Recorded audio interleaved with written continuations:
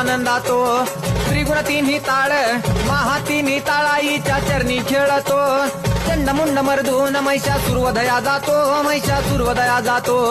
घालून पायास्थळी घालून चरणास्थळी केला आपला रहिवासी आनंदी जय देवी जय देवी जय राम जय भवानी कृपाळू वंदन परशुरामाची मात आरती ओ वाळू